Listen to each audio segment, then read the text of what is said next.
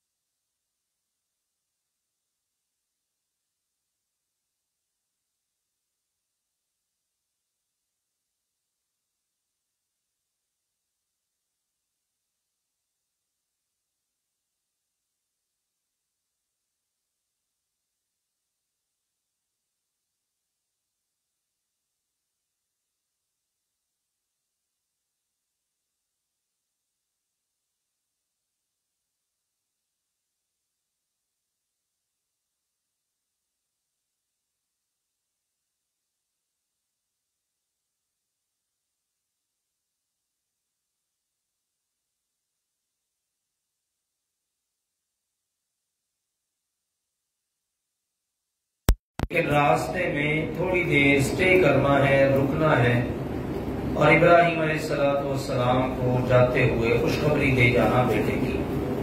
ایک مدت سے وہ دعا کر رہے ہیں اللہ تعالیٰ سے کہ رب ہب لی من الصالحین، اے میرے رب مجھے نیک صالح بیٹا عطا فرما۔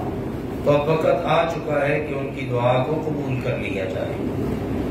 چنانچہ یہ اللہ کے فرشتے مہمان بن کر ابراہیم علیہ السلام کی خدمت میں حاضر ہوئے تو اس کا ذکر کیا۔ اللہ تعالیٰ نے فرمایا وَنَبِّئْهُمْ، اور ان کو خبر دے دیں، ان کو وہ بات بتا دیں، عن ضیف ابراہیم، ابراہیم علیہ السلام کے مہمانوں کی، کہ ان کے پاس وہ مہمان آئے اللہ کے فرشتے۔ چنانچہ فرمایا اذ، جب دخلوا، وہ داخل ہوئے فرشتے مہمان، علیہ، ان کی خدمت میں، ان کے پاس، فقالوا، تو ان فرشتوں نے کہا، سلاما، سلام۔ فرشتے ملتے وقت سلام سے انہوں نے اپنی گفتگو کا آغاز کیا۔ در حقیقت مسلمانوں کے لیے تعلیم ہے کہ جب بھی دو مسلمان آپس میں ملیں تو سلام کے ساتھ اپنی ملاقات اور اپنی گفتگو کا آغاز کریں۔ اور نبی اکرم صلی اللہ علیہ وسلم کا فرمان ہے خیرہم الذی یبدأ بالسلام، دو مسلمان آپس میں ملتے ہیں نا تو ان میں سے بہترین وہ ہے جو سلام میں پہل کرتا ہے۔ وہ انتظار نہیں کرتا کہ دوسرا بھائی مجھے سلام کرے گا تو میں اس کا جواب دوں گا، وہ خود پہل کرتا ہے اور آگے بڑھ کر سلام کرتا ہے۔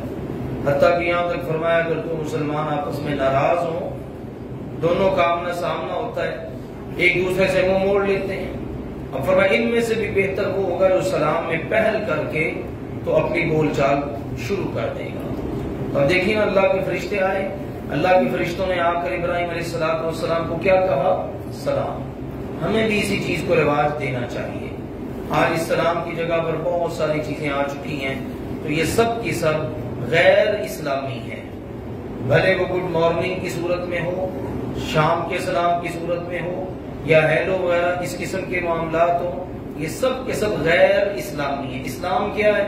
وَإِذَا حُيِّيتُم بِتَحِيَّةٍ فَحَيُّوا بِأَحْسَنَ مِنْهَا أَوْ رُدُّوهَا، اللہ نے فرمایا جب آپس میں ملو تو سلامتی کی دعا کے ساتھ ابتدا کرو، جب تمہیں تمہارا بھائی سلام کرے تو اس سے اچھا اس کو جواب دو۔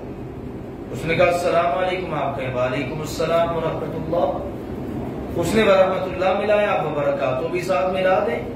اور ہر مسلمان کو بتائے السلام علیکم کہنے پر 10 نیکی ہیں، ورحمۃ اللہ ساتھ ملانے پر 20 نیکیاں ہیں، وبرکاتہ بھی ساتھ ملا لیں تو 20 نیکیاں ہیں، مفت کی نیکیاں مل رہی ہیں۔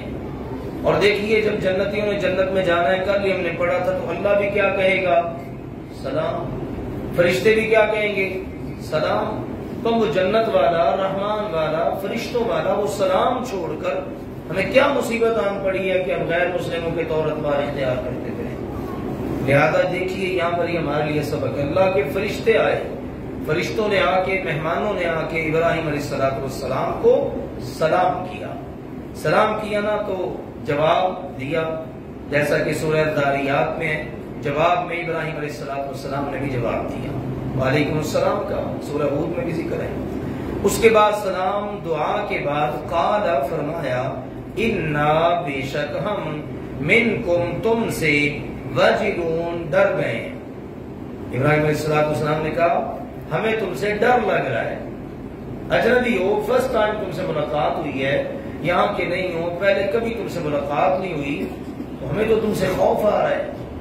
اس خوف کی ایک وجہ یہ بھی تھی کہ جب ابراہیم علیہ السلام نے سلام دعا کے بعد ان کو بٹھایا نا تو زیادہ دیر نہیں گزری، اللہ تعالیٰ نے فرمایا فوراً سے ابراہیم علیہ السلام ان کے لیے بھنا ہوا بچڑا لے آئے کہ ان کی ضیافت کی جائے۔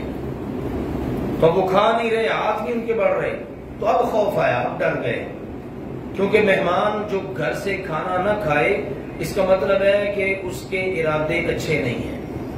بعض علاقوں کی روایات تھی، وہاں کی بھی روایت تھی کہ مہمان ہیں، اجنبی ہیں، کھانا پیش کیا ان کو، کھانا نہیں کھا رہے، اس کا مطلب ہے کہ ان کے ارادے اچھے نہیں ہیں، لہذا خوف زدہ ہو گئے۔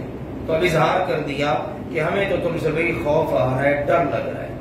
قالوا ان مہمانوں نے کہا لا توجل، ڈریے نہیں، آپ کو ڈرنے کی کوئی ضرورت نہیں، انا بے شک ہم نبشرک، ہم تو آپ کو بشارت دینے آئے ہیں، بغلام، ایک بچے کی، علیم، جو بڑا علم والا ہوگا، ایک عالم بیٹے کی خوشخبری تو نہ سنانے آئے آپ کو۔ آپ دیکھیے اللہ تعالیٰ نے پہلے سے یہ سارے بندوبست کر دیے۔ زکریا علیہ السلام دعائیں کرتے رہے، اللہ مجھے اپنی جناب سے نیک صالح اولاد عطا فرما، پاکیزہ اولاد عطا کر۔ اللہ نے کہا ٹھیک ہے، ہم آپ کو بیٹا عطا کریں گے، نام بھی اس کا خود رکھا یحییٰ سیدن حسورا نبیا، اتنی صفات اللہ نے ان کی بیان کر دی۔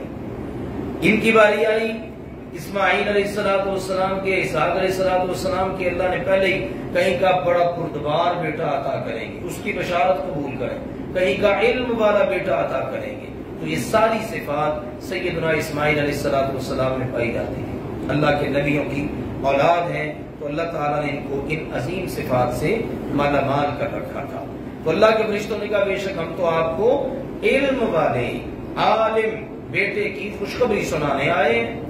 قال، فرمایا ابراہیم علیہ السلام نے، ابشرتمونی، کیا تم مجھے اب بشارت دو گے، علی، باوجود اس کے، امسنی، کہ چھوا ہے مجھے، پہنچی ہے مجھے، الکبر، بڑھاپا، اب میں بوڑھا ہو چکا ہوں، اب اس عمر میں تم مجھے خوشخبری دو گے، فبما، تو کس چیز کی، تبشرون، تم خوشخبری سنانے آئے ہو۔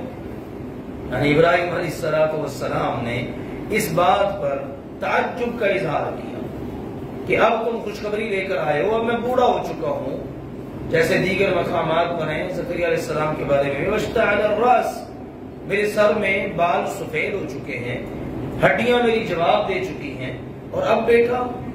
تو اللہ کے فرشتوں نے قالوا، انہوں نے کہا، بشرناک، جناب ہم تو آپ کو خوشخبری سنانے آئے ہیں، دینا نہ دینا یہ تو رب کا کام ہے، ہم تو خوشخبری سنانے آئے ہیں، بالحق، حق کے ساتھ، سچ مچ بات یہی ہے، اللہ نے آپ کی طرف ہمیں خوشخبری دے کے بھیجا ہے، آپ وہ خوشخبری وصول فرما لیں۔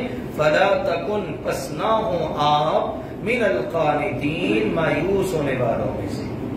مایوسی کس بات کی، نا امیدی کس بات کی، یہ اللہ کے کام ہے، ٹھیک ہے نا۔ اور سورہ ہود میں ذکر ہے سیدنا ابراہیم علیہ السلام کی اہلیہ محترمہ بھی وہاں کھڑی ہوئی تھی، فضاحکت، مسکرا پڑی، تو ان کو جب بیٹے کی خوشخبری ملی نا تو انہوں نے بھی تعجب کا اظہار کیا۔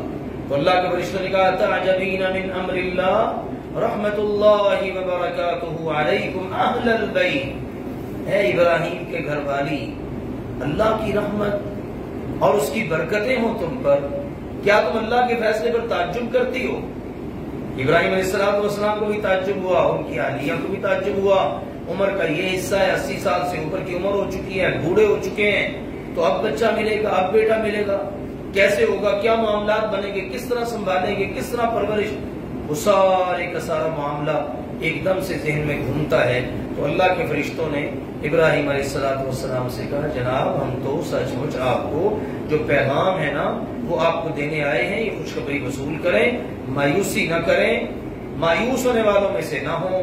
قال، فرمایا ابراہیم علیہ السلام نے وَمَن يَقْنَطُ، کون مایوس ہو رہا ہے، من رحمت ربہ، اپنے رب کی رحمت سے، یعنی مجھے مایوسی کی کیا ضرورت ہے، میں اپنے رب کی رحمت سے مایوس ہو جاؤں؟ مایوس تو وہ ہوتے ہیں الا الضالون، جو گمراہ ہوتے ہیں، گمراہ ہونے والوں کا کام ہے وہ اللہ کی رحمت سے مایوس ہوں۔ یعقوب علیہ السلام نے اپنے بچوں کو کہا جاؤ بھائی یوسف اور بنیامین کو تلاش کرو، تیسرا بھائی بھی ساتھ ہی ہے، تو انہوں نے مایوسی کا اظہار کیا، تو انہوں نے کہا لا تیأسوا، مایوس نہ ہونا میرے بچوں، انہ لا ییأس من روح اللہ الا القوم الکافرون، اللہ کی رحمت سے مایوس ہونا مسلمان کا کام نہیں ہے تو کافر کا کام ہے۔ ان آیات کو اگر ملا کر ہم دیکھیں تو معلوم یہ ہوتا ہے اللہ کی رحمت سے مایوس مسلمان کا کام نہیں ہے، وہ اللہ کی رحمت سے مایوس ہو، ہدایت یافتہ کا کام نہیں ہے، کافر کا کام ہے، گمراہ کا کام ہے کہ وہ اللہ کی رحمت سے مایوس ہو جاتا ہے۔ اس لیے آخری حد تک اللہ کی رحمت پر امید رکھیں، نہ جانے کس وقت اللہ کی رحمت کا دروازہ کھل جائے، وہ پوچھ کے تو نہیں نہ کھلنا آپ سے، ٹھیک ہے، نہ وہ کسی کا محتاج ہے، یہ تو فیصلہ رب تعالیٰ کا ہے۔ تو دیکھیے کتنی پیاری بات سمجھا دی ابراہیم علیہ السلام نے، کہ فرشتوں مہمانوں تم کہتے ہو مایوس ہو رہا ہوں، میں مایوس نہیں ہو رہا، اللہ کی رحمت سے کوئی مایوسی نہیں، اللہ کی رحمت سے مایوس تو صرف گمراہ لوگ ہوتے ہیں۔ اچھا بات چیت ہو رہی ہے، گفتگو ہو رہی ہے، ابراہیم علیہ السلام کو اندازہ ہو گیا کہ یہ تو خوشخبری چلو چلتے چلتے مجھے سنانے آ گئے، سرے راہ میری طرف پیغام لے کے آ گئے۔ اللہ کے فرشتے کسی معمولی کام کے لیے زمین پہ نہیں اترتے، وہ ان کا بڑا ٹارگٹ ہے، کوئی بڑا مقصد ہے، اس لیے سوال کیا، قال، فرمایا فما خطبکم، سچ سچ بتاؤ تمہارا مسئلہ کیا ہے، کیا معاملہ ہے تمہارا، کیوں آئے ہو آخر تم، ایھا المرسلون، اے بھیجے گئے ہو، اے اللہ کے بھیجے ہوئے، اللہ کے فرستادہ، مجھے بتاؤ تو صحیح کہ بات حقیقت میں کیا ہے۔ یہ تو جو تم نے مجھے خوشخبری سنا دی ہے نا، لیکن تمہارے آنے کا مقصد کچھ اور ہی معلوم ہوتا ہے۔ دیجیے انہوں نے پردے سے پردہ اٹھایا، راز سے، قالو، کہنے لگے، انا، در حقیقت بے شک ہم، ارسلنا، ہم بھیجے گئے ہیں، الی قوم، ایک قوم کی طرف، مجرمین، جو مجرم ہے، جناب ہمیں اصل میں مجرم قوم کی طرف بھیجا گیا ہے، اور اللہ نے حکم دیا تھا جاتے جاتے میرے خلیل کو میری طرف سے خوشخبری بھی سنا جانا۔ تو یہ تو راستے میں ہم نے اسٹے کیا ہے اور آپ کو خوشخبری سنا دی ہے، ٹارگٹ تو ہمارا مجرم قوم ہے آج، الا، سوائے، آل لوط، لوط کی آل کے، لوط علیہ السلام کی آل کے علاوہ ساری مجرم قوم آج ہمارا ٹارگٹ ہے، اس کو ہم نے نشان عبرت بنانا ہے۔ انا، بے شک ہم، لمنجوہم، البتہ نجات دینے والے ہیں ان کو، اجمعین، سب کو، ان سے مراد ہے آل لوط۔ آل کون سی ہوتی ہے؟ آل ضروری نہیں کہ خونی رشتہ ہو تو ہی آل بنتی ہے، قرآن کہتا ہے ان اول الناس بابراہیم للذین اتبعوہ، ابراہیم علیہ السلام کی آل، ان کے قریب کون ہے؟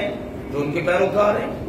تو مراد یہ کہ لوط علیہ السلام کا کلمہ پڑھنے والے، لوط علیہ السلام پر ایمان لانے والے، ان سب کو ہم نجات دیں گے، الا، مگر، امرأتہ، اس کی بیوی کے، سوائے اس کی بیوی کے، کیونکہ وہ نافرمان ہے۔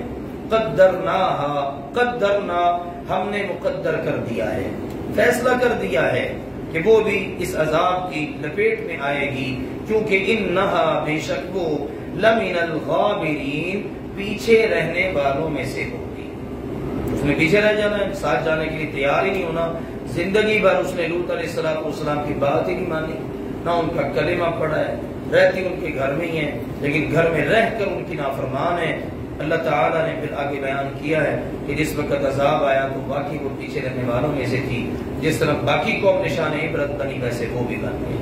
تو یہ اللہ کے نبی ابراہیم علیہ السلام کے ساتھ مکالمہ ہوا، اللہ کے فرشتوں کا، ابراہیم علیہ السلام کے مہمانوں کا. پھر یہاں سے رخصت ہو کر وہ لوط علیہ السلام کی بستی صدوم میں پہنچے. کیا واقعات پیش آئے انشاءاللہ اگلے سبق میں پڑھیں گے. وَنَبِّئْهُمْ عَنْ ضَيْفِ إِبْرَاهِيمَ، اور انہیں ابراہیم علیہ السلام کے مہمانوں کے متعلق خبر دے دیجئے. اِذْ دَخَلُوا عَلَيْهِ فَقَالُوا سَلَامًا، جب وہ ان کی خدمت میں حاضر ہوئے تو انہوں نے سلام کہا. قَالَ إِنَّا مِنْكُمْ وَجِلُونَ، سلام دعا کے بعد ابراہیم علیہ السلام کہنے لگے بے شک ہمیں تو تم سے خوف آ رہا ہے. قَالُوا لَا تَوْجَلْ، انہوں نے کہا ڈریے نہیں، خوف نہ کھائیے. اِنَّا نُبَشِّرُكَ بِغُلَامٍ عَلِيمٍ، بے شک ہم آپ کو علم والے بیٹے کی، لڑکے کی خوشخبری سنانے آئے ہیں. قَالَ أَبَشَّرْتُمُونِي عَلَىٰ أَن مَّسَّنِيَ الْكِبَرُ فَبِمَ تُبَشِّرُونَ، فرمایا کیا تم مجھے اب خوشخبری دو گے جبکہ بڑھاپے نے مجھے آ لیا ہے، اب تم کس چیز کی خوشخبری دو گے؟ قَالُوا بَشَّرْنَاكَ بِالْحَقِّ، فرشتوں نے کہا جناب آپ کو ہم حق کے ساتھ یعنی سچ مچ خوشخبری دینے آئے ہیں. فَلَا تَكُن مِّنَ الْقَانِطِينَ، بس آپ مایوس ہونے والوں میں سے نہ ہو جائیے. قَالَ وَمَن يَقْنَطُ مِن رَحْمَةِ رَبِّهِ إِلَّا الضَّالُّونَ، فرمایا اپنے رب کی رحمت سے کون مایوس ہوتا ہے سوائے گمراہوں کے. قَالَ فَمَا خَطْبُكُمْ أَيُّهَا الْمُرْسَلُونَ، فرمایا اچھا یہ تو بتاؤ اے بھیجے گئے ہو تمہارے آنے کا آخر مقصد کیا ہے، تمہارا معاملہ کیا ہے؟ قالوا، انہوں نے کہا انا ارسلنا الى قوم مجرمین، بے شک ہمیں مجرم قوم کی طرف بھیجا گیا ہے. الا آل لوط، سوائے آل لوط کے. انا لمنجوہم اجمعین، بے شک ہم ان سب کو نجات دینے والے ہیں. الا امرأتہ، سوائے لوط علیہ السلام کی بیوی کے. قدرنا، ہم نے فیصلہ کر لیا ہے. انہا لمن الغابرین، بے شک وہ پیچھے رہنے والوں میں سے، ہلاک ہونے والوں میں سے ہوگی. سبحانک اللہم و بحمدک، اشہد ان لا الہ الا انت، استغفرک و اتوب الیک.